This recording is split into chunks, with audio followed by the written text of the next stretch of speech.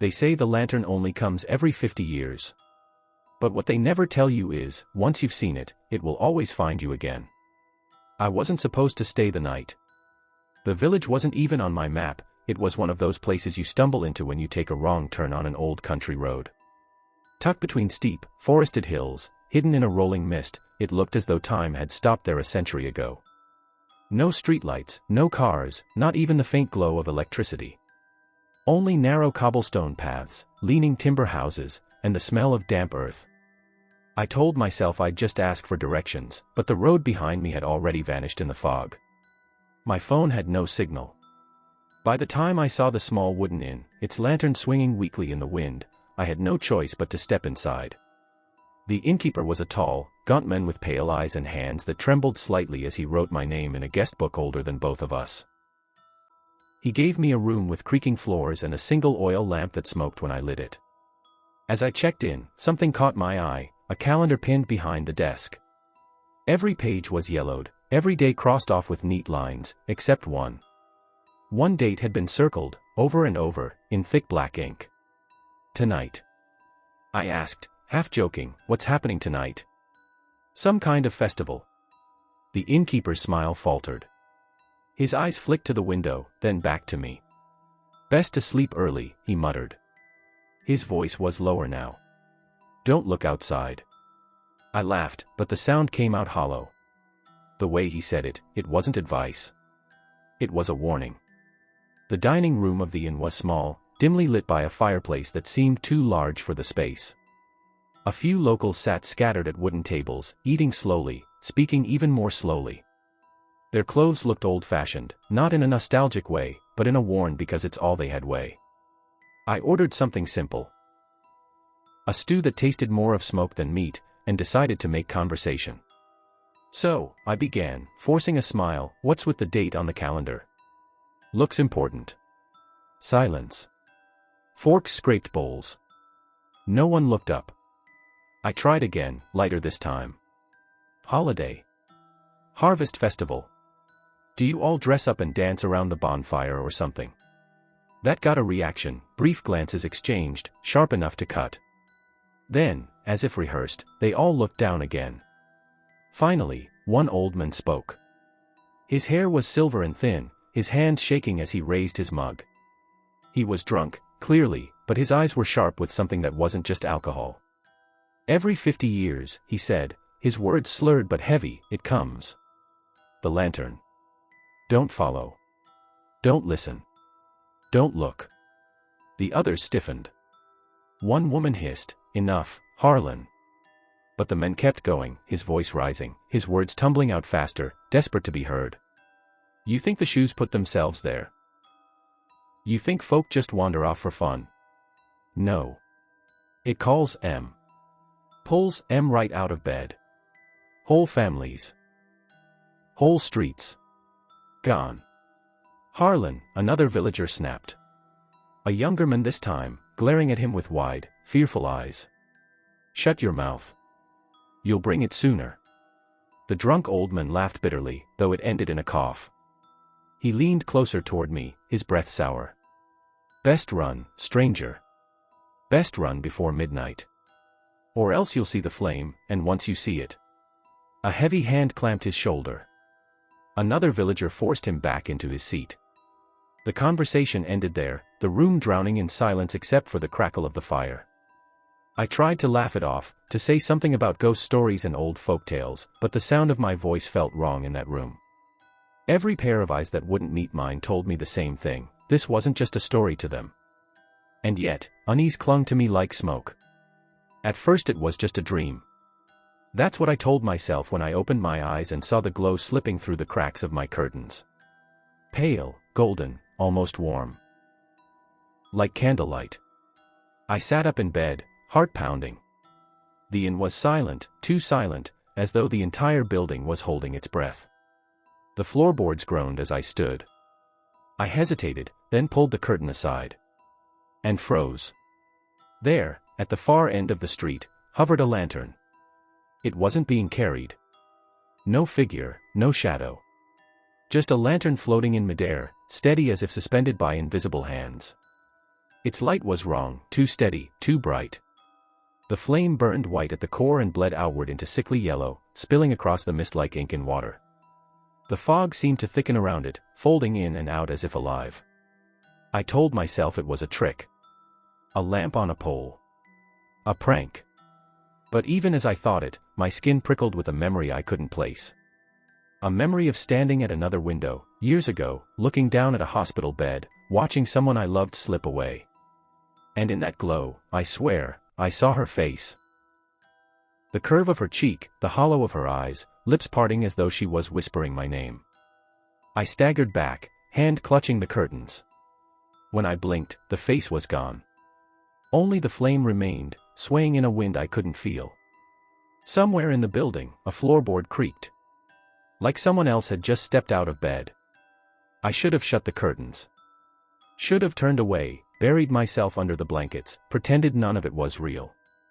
Instead, I opened the door. The night air was cold, wet with fog. My breath came out in quick, nervous clouds. The street was silent, eerily silent. No dogs barking, no owls, no insects. Just the faint hiss of the lantern burning in the mist. It drifted backward as I stepped outside, as though waiting for me. The light stretched across the cobblestones, painting long, crooked shadows of the empty houses. My legs moved on their own. Each step felt heavy, as if I were sinking into the street itself. It wasn't walking. It was being drawn. My body obeyed something I hadn't agreed to. And then I heard it. A soft, dragging sound. Shoes. Scraping across stone, slow and rhythmic. Not one pair. Dozens. Maybe more. Shapes emerged from the mist. Men. Women. Children. Barefoot, their clothes thin and ragged, their faces expressionless. They moved as if asleep, eyes wide and blank, mouths slightly open as though caught in a silent gasp. They didn't look at me. Didn't acknowledge me. Their heads tilted ever so slightly toward the light, body swaying with each step. And the sound, gods, the sound. That steady scuff of bare feet and the dull slap of heels, like a single heartbeat echoed by many. I pressed myself against the inn's wall as they passed, but they didn't notice me. They kept walking, barefoot, toward the forest edge, following the lantern's glow. One figure lagged behind, a woman with hair hanging loose, her nightdress trailing across the cobbles. Her head jerked slightly as though it wanted to turn toward me but couldn't. As she passed, I saw her feet. No shoes. Just pale, bare skin, raw and bleeding. I dared glance behind her. At the edge of the mist, dozens of shoes lay neatly lined against the gutter. Old, new, men's, women's, children's. Pairs upon pairs, untouched, as though each one had been carefully placed before its owner vanished into the night. I should have turned back. I should have slammed the inn door shut and hidden until morning. But the lantern flickered, pulsing like a heartbeat. And I followed. The mist swallowed us whole. The cobblestones ended, and the earth beneath my feet turned soft, damp, uneven. My vision stretched only a few feet ahead before the fog smothered everything. Yet through it all, the lantern burned, its glow steady, pulsing like a heartbeat. I tried to stop. Tried to turn back. My body wouldn't listen. My legs moved forward like a puppet on strings, each step dragging me deeper beneath the canopy. The silence was suffocating. No rustle of animals, no wind in the branches, not even the breath of those walking with me. Just the crunch of leaves, the faint slap of bare feet, and the lantern's unnatural hum. And then I saw them. At first, just one or two. Then dozens.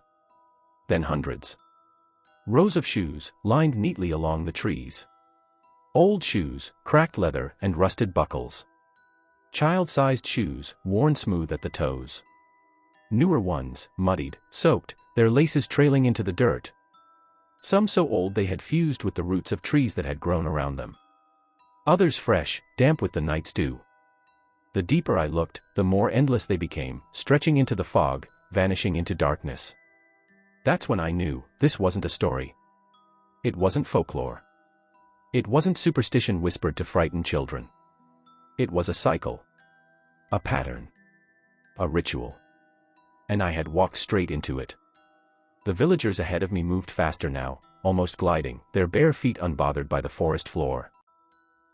The lantern's flame flared brighter, swelling as though pleased.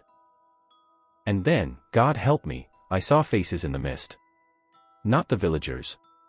Not the living. Faces pressed thin against the fog itself, as though the mist had trapped them inside it. Their mouths stretched wide, screaming without sound, eyes rolling in pale sockets. Some I didn't recognize. Others, I did. Faces I hadn't seen in years. Faces that should have been buried. They looked at me. Every single one of them. Pleading. Cursing. Begging. I tried to scream, but no sound came out. Somewhere in the fog, my foot caught on a root. I pitched forward, hitting the ground hard. Pain shot through my palms as they scraped against stone and dirt. For a second, the pole loosened. The string snapped. I gasped, like a drowning man breaking the surface. The villagers didn't notice me fall. They kept moving, blank and silent, filing past into the fog, swallowed whole. The lantern flickered. Then flared. Brighter. Hotter. Furious. Its glow pressed against my eyelids, demanding I look, demanding I rise, demanding I follow. But I clawed backward, dragging my hands through mud and leaves. My nails tore, my throat burned, but I kept moving, inch by inch, fighting against the weight that pressed on my chest. The flame surged closer, impossibly closer, like it had torn itself free of distance. For a moment, I felt it touch me, not heat, not fire, but cold, so cold it burned straight into my bones. My vision swam. My muscles locked. The faces in the mist screamed louder, louder, until I thought my skull would split. And then, darkness. When I opened my eyes, I was outside the tree line. The fog lingered, but thinner now. The forest loomed behind me, silent and still, as though nothing had stirred within it. No footsteps followed. No villagers. No glow. Just me. And yet, in the deepest part of the woods, I could still see it. The lantern. Retreating slowly. Deeper into the mist. Not gone. Just waiting. I stumbled to my feet, lungs heaving, and ran. My body moved on instinct, mind numb with terror.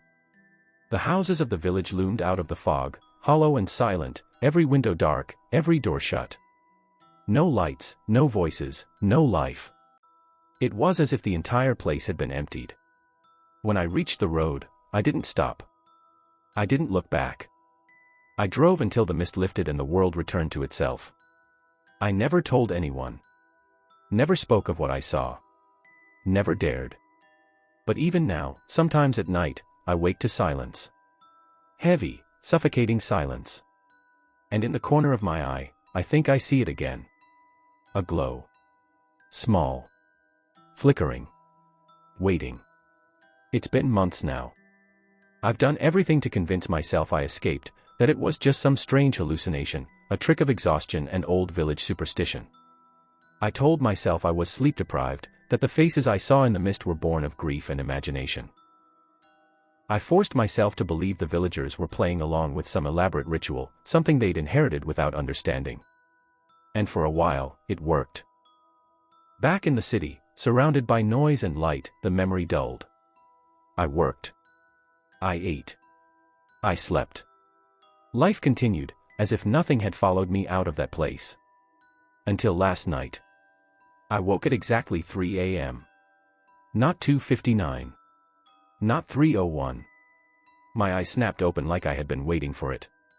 The apartment was silent, no cars outside, no hum of the refrigerator, no pipes creaking in the walls.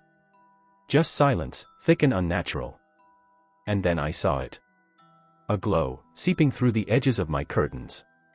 Pale, golden, swaying gently. At first I didn't move. I told myself it was a streetlight, or someone walking with a flashlight. But the light didn't fade. Didn't pass. It stayed. Waiting. My chest tightened. Slowly, against every screaming instinct, I slid out of bed and pulled the curtain back. It was there. A lantern. Floating just beyond the glass. No hand held it. No figure stood behind it. Just the flame, flickering in a wind I couldn't feel. The mist pulled around it. Not city fog, not exhaust, but the same rolling, suffocating mist I thought I had left behind. And then I looked down. Shoes. A row of them, wet and muddy, lined neatly outside my apartment door. Some were small. Some were large. Some were pairs I recognized. My own sneakers. The boots I'd left in the hallway. All placed carefully, toes facing the lantern, waiting. And among them, one pair I knew too well, brown leather shoes cracked with age, soles worn thin. The same pair I had seen lined at the forest's edge. The same pair I had seen on the feet of the old man in the inn, the drunk who had warned me. My throat closed. My body froze. Because if his shoes were here, then... I don't dare finish that thought. The flame flickered, and I swear I saw faces in the reflection of the glass. Not strangers. Not villagers. People I knew. People I lost. Their mouths moved soundlessly, just like before, beckoning me closer. I tore the curtain shut. I haven't opened it since. But I can still see the glow seeping through the fabric. I can still hear the faint scrape of shoes shifting outside my door. It followed me. The cycle didn't end in that village. It never ends. And I know that tonight, at exactly 3 a.m., I won't be able to resist. Not again.